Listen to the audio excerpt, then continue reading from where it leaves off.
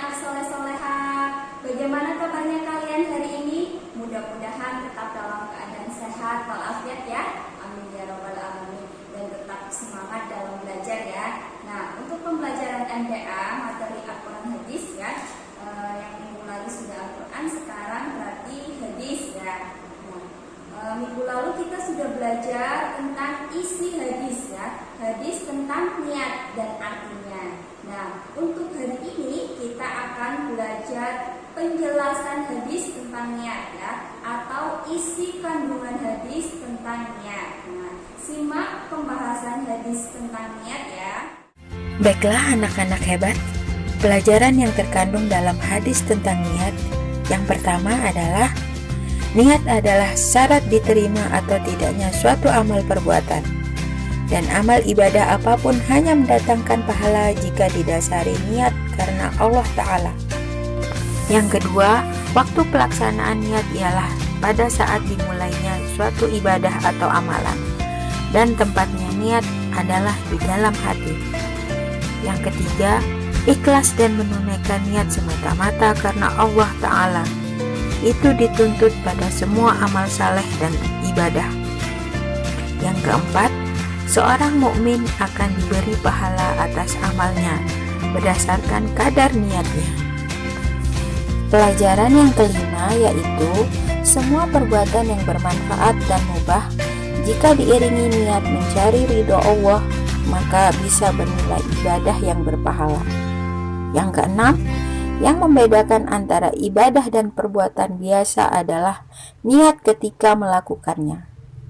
Yang ketujuh, hadis tersebut menunjukkan bahwa niat merupakan bagian dari iman, karena niat itu pekerjaan hati.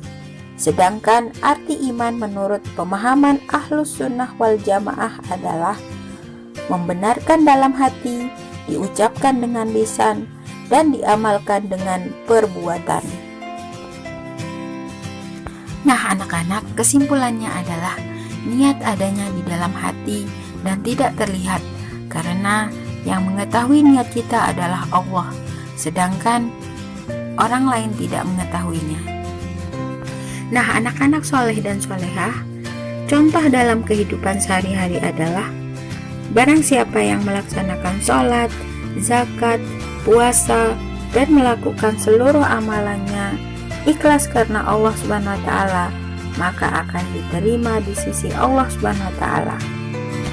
Namun sebaliknya anak-anak, barang siapa yang sholatnya, puasanya, zakatnya, dan amalnya karena selain Allah, tapi karena ingin dipuji orang lain, karena tidak enak, atau karena hal yang lainnya, dan bukan karena Allah, maka itulah yang akan didapatkannya. Maka dari itu, marilah kita luruskan niat kita beribadah dan beramal karena Allah Subhanahu wa Ta'ala. Terima kasih telah menyimak penjelasan hadis ya tentang niat. Nah, sekarang tugas kalian yaitu mengerjakan LKS Beriman ya, kelas 1. Kelas 1 MDTA halaman 20. Halaman 20 yang Romawi 1 saja. Yang Romawi 1 saja, 1 sampai 10 ya. Langsung dikerjakan di LKS-nya kalian masing-masing, dan kalau sudah jangan lupa dikirim jawabannya ke nomornya guru. Ya, terima kasih. Tetap semangat belajar ya. Assalamualaikum.